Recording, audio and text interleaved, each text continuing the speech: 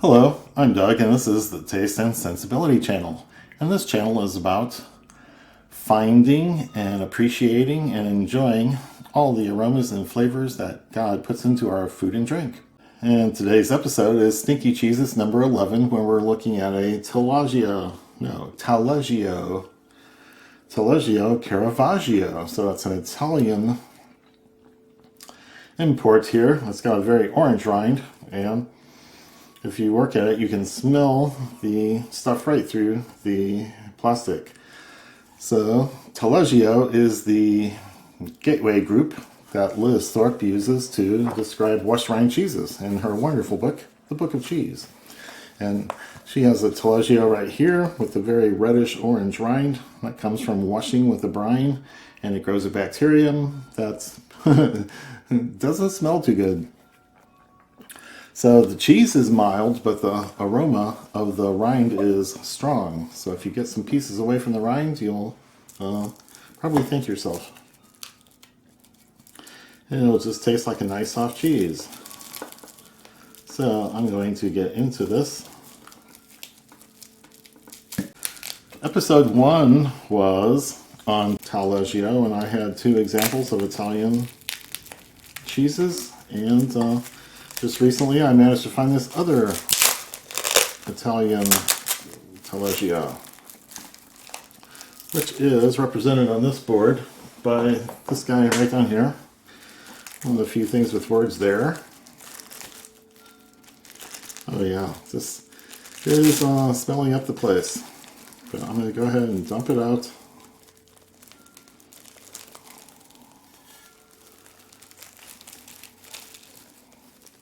Yeah, it's very soft. It's kind of like butter, soft butter, not very cold butter. And the aroma is like stinky feet or other body odor type things.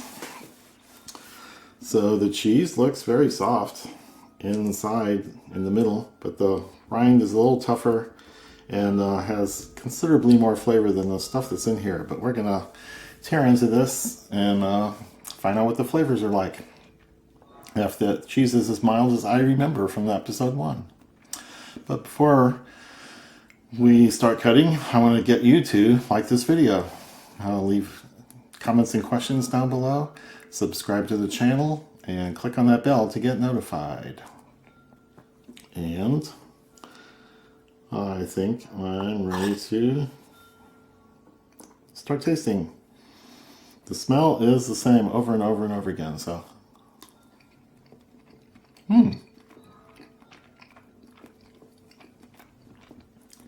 It's soft except for the rind part.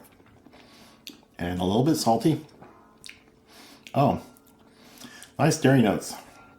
Just a slight amount of funkiness. So it's a nice cheese. It's very soft and spreadable. I brought some celery just so I could scoop some on the inside and see how that goes. And I think it's going to scoop and flow and be fine. So there's a saltiness, there's a funkiness to it, creamy fat texture, and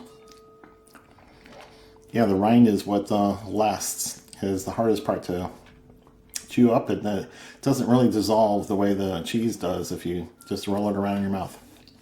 So I will go ahead and put this on a club cracker and see how it does that way.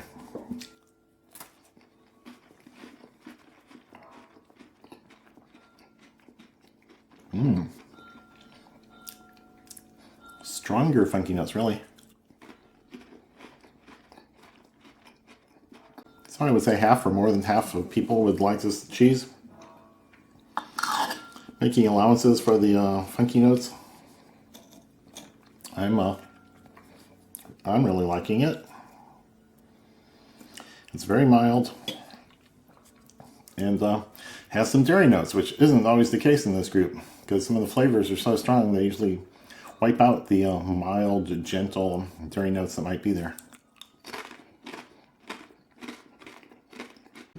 So this definitely has some nice cream and milk and butter notes to it, and a buttery texture, and just a little bit of a farmy or barnyard type aroma to it, or notes on the palate also. So I'm liking this quite a bit. Okay, here's a cracker with some rosemary in it, which is a strong flavor. So let's see if the rosemary fights or gets along with the flavors in the cheese. Wow, the whole thing was just a rosemary aroma. It went really well with the cheese. Texture contrast, flavor contrast, strong herbal notes of the rosemary, and the cheese just went along great. So I'm liking that. Hey, you never know where the flatbread's gonna break.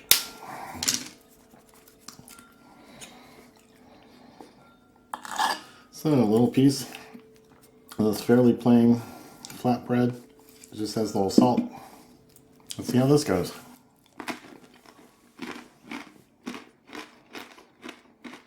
Brought out the funkiness a little bit of the cheese, and the additional salt made it pretty salty. Okay, this is a low salt Triscuit, and the wheat notes are usually strong and fight with the food. So we'll see how the cheese behaves with this guy. Low salt Triscuit.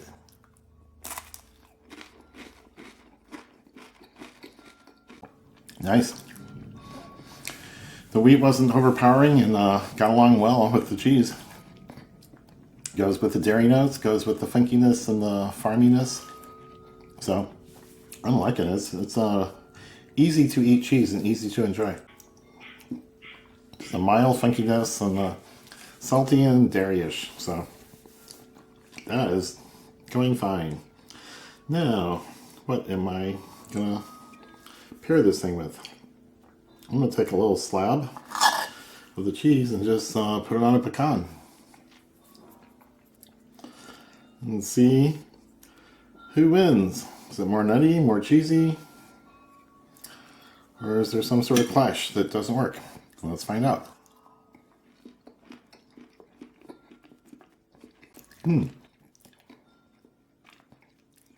That works pretty well.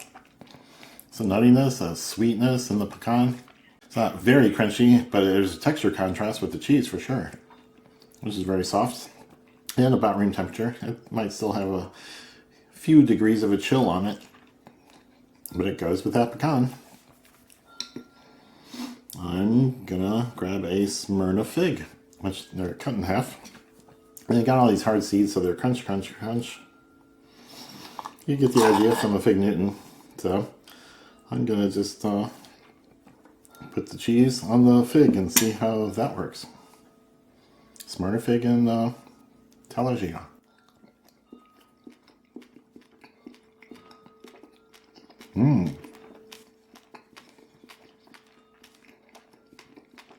Good combination and quite a contrast. Really dark, deep, sweet notes from the fig. And it's concentrated because it's dried out. It goes really well with all the dairy notes and the creaminess, fat mouthfeel of the cheese. And didn't really notice any funkiness because the fig kind of overpowered that with texture and with flavors. So that's pretty good. Let's keep going in the fruit vein here. I've got some red pear, which is really juicy, really sweet. And I'm just gonna try to hold it. There. Okay, I got a good grip on this, but it's gonna be hard to spread the cheese on it because the pear is so soft. Okay, red pear and Taleggio.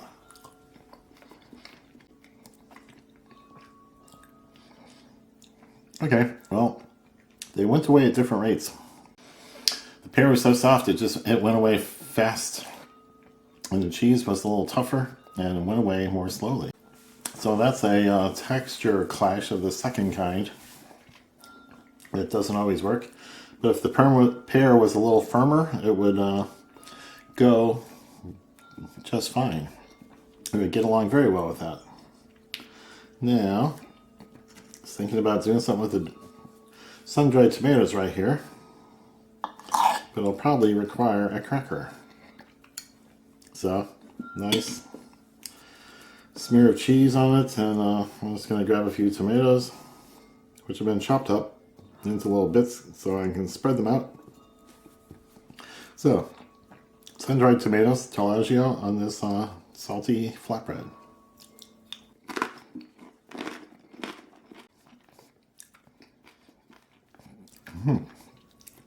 Yes, very nice earthiness, smokiness almost from the tomatoes. Really nice feature on that cheese and flatbread. Lots of extra flavor and tanginess from the tomatoes.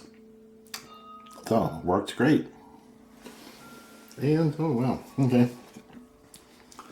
Got pineapple. If I can grab it, I will try to do some fresh pineapple. Good smear of the Tallegio. Pineapple and cheese, here we go. It's really sweet and juicy. And I tried to keep all this stuff mushed together and going away at the same rate.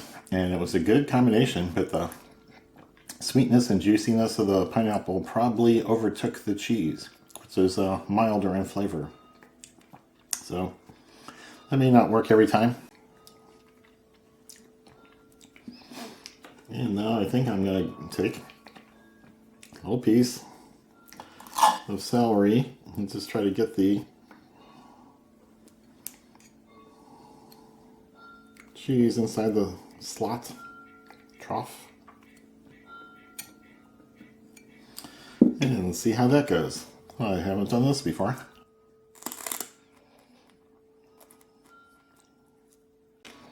Wow. A little bit odd, but that's a wonderful way to salt your celery. The celery is very juicy, watery, has a little bit of a sharp flavor. It's not real hot, but it's got some things that poke out a little bit. And the cheese was very mild, but I think it went well.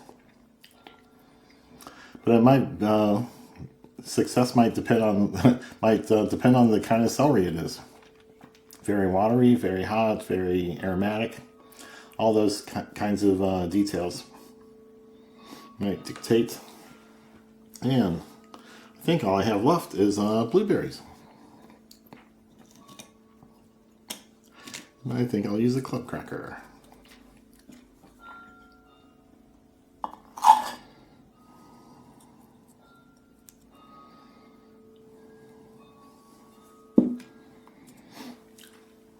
So I'm pretty glad I got another example of Taleggio from a store around here and got to taste another kind. And this is falling in line pretty much with the kinds we had in episode 1. So I like this a lot. Don't be afraid to eat the rind. It's got it's where the stronger flavors are, and the cheese is very mild overall. So let's try this with dried blueberries.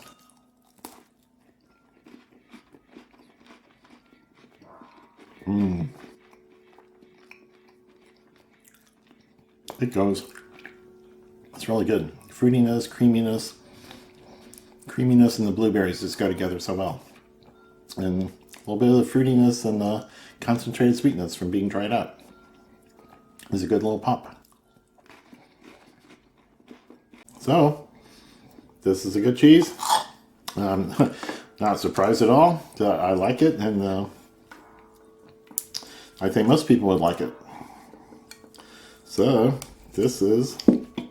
I'm about to run out of cheeses. I only have 2 more that I've been able to locate locally, and I'm probably not going to try to order anything from far away.